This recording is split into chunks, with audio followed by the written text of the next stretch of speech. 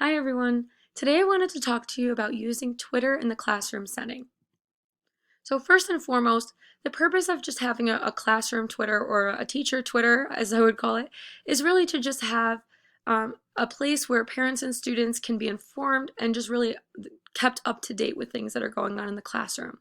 This page can remind students of upcoming assignments, projects, and it can also be a place where I can provide students with additional resources, whether it's a video or a diagram, something along the lines of that would be helpful. So as far as who should be using this or who should have access, it really can range from parents or guardians to students, and there may be other faculty members that are able to connect with this account, whether they're retweeting or they're commenting on different things. They are able to see and view the account. As far as accessibility, students have the option to access the page using like their own Twitter account that they can follow my Twitter account with, or they can use the link below. I can pass out a link or throw this link into a Google Classroom or something like that, and they can click on it and it will take them directly to my page. And just for the sake of this assignment, I don't have a Twitter with my students. I feel that a lot of them don't really have Twitter, but I do think it's a really, really good resource, especially for like middle schoolers or high schoolers. So if I were teaching any of those grades, I think that this would be a really, really great resource. So with that being said, I did make a mock Twitter for what would be my fourth grade classroom. So if I were to go to my page, my handle is fractions and fourth, and this is just kind of what the news feed looks like. So the cool thing about this, my homepage, I can pin something towards the top of the feed. I can also ask different questions in the form of polls, and that's really, really helpful for students to answer different questions, or maybe I want their opinion. I kind of want to see how they're feeling. You can also see what other people retweet as well. Now, Twitter does have a lot of really, really neat features. First and foremost, the one I wanted to talk about was pinning tweets. Now, a user can actually pin a specific tweet to the top of their feed, and that's actually the first tweet that others will see when they visit their profile. So if you check out the mock profile I may put something like, oh, there's a reminder, there's a test on Friday. That's something when a student sees that, or a parent or a guardian or whoever looks at that site, that's the very first tweet at the very top.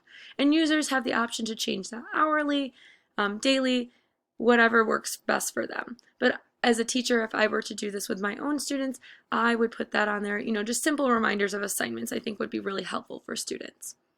Another feature that Twitter has is Fleets, and this is actually one of the newest features Twitter has added.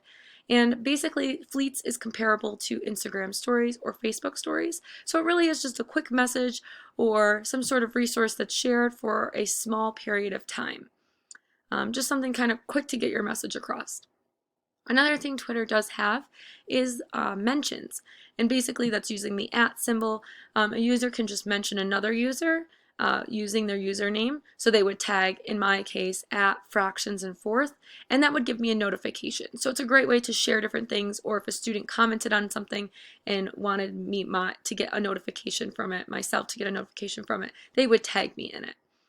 Another tool that Twitter has, I suppose, is direct messaging. So like most social media platforms, there is a direct messaging feature on Twitter, and I think that as an educator, this would be really helpful to message certain classes. So in my teaching situation right now, I have 4 sections of 4th grade, and I teach fractions to all of them. And they're organized by color. So I may make a direct message group with the orange group, and I'll send them different reminders because they're leveled a little differently. So they're all working on different assignments. So I think that feature would be really helpful for that personal scenario. But it is really great. It's a great way to just send somebody a quick notification to communicate back and forth. I think that this would also be helpful for parents to be able to contact me, even if it's a quick question or something like that. And the last one that I did want to highlight were Twitter post notifications. So you can also turn on post notifications for specific people that you follow. So in this case, it doesn't necessarily matter for me, but if the student really wanted those updates or those homework reminders, they could easily go to my profile, follow me, click on the notification bell, and they'll receive a notification anytime I post anything. So if I go to my Twitter, this is, again, my mock Twitter, but this is something that like what you would see if you had a Twitter. And your homepage here, you can see that this tweet is pinned at the top, just reminding students about a Unit 3 test. You can also, kind of ask students different questions using polls, which I think is really helpful. You can see other people's retweets. If I go to my own profile, you can see the actual page there. But I did want to show you quickly how to turn on post notifications. So I just used NASA for example. You'll click follow and you'll click the little bell here. So that means that anytime they post, you'll be personally notified, whether you're connected to Twitter through an email or a text message. Last but not least, I just did want to show you my profile page. So your home page is where your basically your news feed would be if you're kind of comparing it to Facebook. But this is my personal page, so you can see there's a little bio there. You can also include a website link. Now, I included my e-portfolio that I personally have, but if this were for my students, I would use their Google Classroom link. So they have a direct link to my Google Classroom if they need it, but for the sake of this assignment, I wanted to keep that private. You can update your cover photo, and you can update your header, as they call it on Twitter, or your profile photo. But it really is very simple. You can see that there's a pinned tweet there. But I really think this is a great way to really communicate not only with your students, but also parents